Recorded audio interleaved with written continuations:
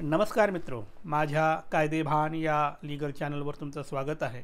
तर आजच्या व्हिडिओचा विषय आहे की सेटल्ड पोजेशन म्हणजे काय, त्याचे 4 टेस्ट सांगितले आहेत, निकष सांगितले आहेत, ते निकष काय आहेत आणि हे कुठल्या जजमेंटमध्ये सांगितलं आहे ते आपण बघूया। मित्रो, मागे मी एक व्हिडिओ बनवला होता की पोजेशनच्या संदर्भाने, की एखादा जर ताबेदार आहे तर तुम्ही त्या ताबेदाराला घालवू शकत नाही। फक्त त्याच्यासाठी अट काय सांगितली होती की त्याचं जे काही पोजेशन आहे ते पोजेशन सेटल्ड पोजेशन आहे असं जर कोर्टात सिद्ध झालं तर अशा ताबेदाराला तुम्ही घालवू शकत नाही, असा कायदा आहे, हे मी सांगितलं। याच्यानंतर बऱ्याच लोकांनी विचारलं की हे सेटल्ड पोजेशन कसं ठरवायचं किंवा या सेटल्ड पोजेशनचे टेस्ट काय, हे बऱ्याच लोकांनी विचारलं। तर त्याच्यासाठी एक सेपरेट जजमेंट आहे, ते आजच्या व्हिडिओमध्ये आपण सांगूया।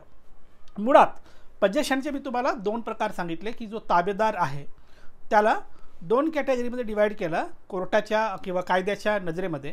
एक तर तो ताबेदार ज्याला आपण सेटल्ड पोजेसर किंवा ज्याचं पोजेशन सेटल्ड पोजेशन आहे, आणि दुसरा ताबेदार ट्रेसपासर म्हणजे काय, बळजबरीने घुसला, तंबू ठोकून ताबा घेतला आणि तो बसलाय, हा ट्रेसपासर म्हणजे दादागिरी करून तो आलाय, हा ट्रेसपासर। असे 2 पोजेशन सांगितले। जो सेटल्ड पोजेशनवाला आहे त्याचे अधिकार खूप जास्त आहेत। किती आहेत? त्या जमिनीचा मूळ मालकसुद्धा त्याला घालवू शकत नाही, बळजबरी करू शकत नाही, फोर्स वापरू शकत नाही, इतके अधिकार मिळतात कोणाला? ज्याचं पोजेशन सेटल्ड आहे त्याला। आणि जो दुसरा प्रकारचा जो मी ताबेदार सांगितला तो म्हणजे ट्रेसपास या कॅटेगरीतला ताबेदार, त्याला मात्र तुम्ही घालवू शकता। मग प्रश्न पडतोय की जर तुमचा जमिनीचा किंवा एखादा दावा कोर्टात गेला आणि त्या दाव्याचा जो गाभा आहे किंवा मेन दाव्याचा जो विषय आहे तो जर ताबा असेल, तर मग इथे प्रश्न पडतो की हा ताबा सेटल्ड ताबा आहे की नाही आहे, हे आपल्याला कोर्टाला पटवून द्यावं लागतं। मग हा ताबा सेटल्ड ताबा आहे हे जर कोर्टाला सांगायचं असेल तर तुम्हाला काय माहीत पाहिजे की सेटल्ड ताबा कोर्टात सिद्ध करण्याचे 4 टेस्ट आहेत, 4 टेस्ट ते माहीत पाहिजे। काय आहेत त्या 4 टेस्ट?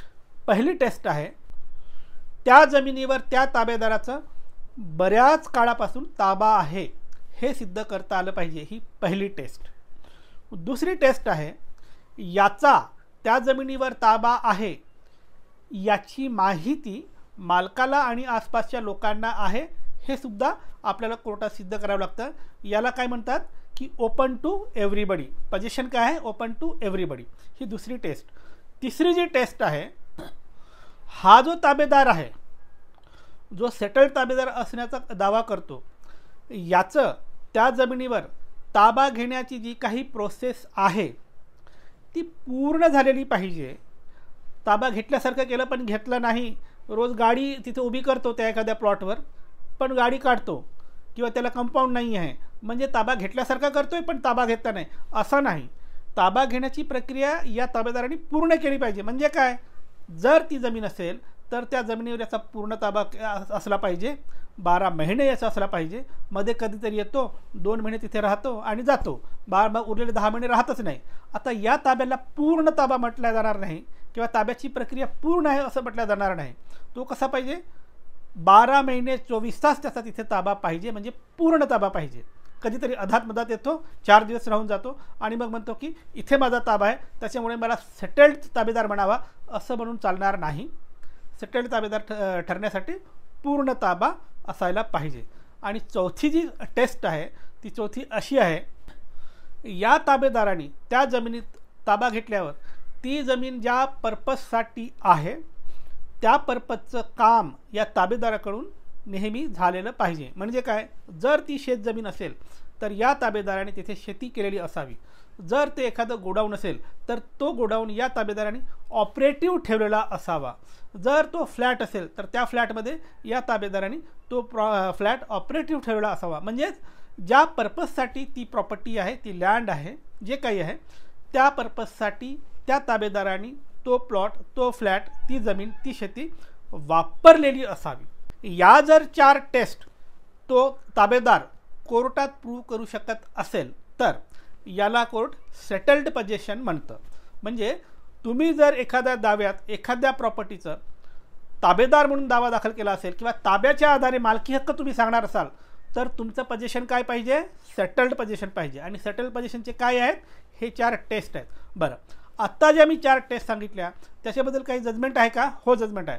तुमच्या स्क्रीनवर जे आत्ता जजमेंट दिसतं आहे हे ऑनरेबल सुप्रीम कोर्टाचं जजमेंट आहे. त्या जजमेंटमध्ये ऑनरेबल कोर्टाने सेटल्ड पोझिशन डिसाईड करण्यासाठी या 4 टेस्ट सांगितल्या. त्याचं सखोल विवेचन दिलं आहे त्या जजमेंटमध्ये. ज्यांना कोणाला या 4 टेस्ट बघायचे असतील त्यांनी हे जजमेंट काढावं, वाचावं. या टेस्टबद्दल सविस्तर माहिती तुम्हाला या जजमेंटमध्ये मिळेल.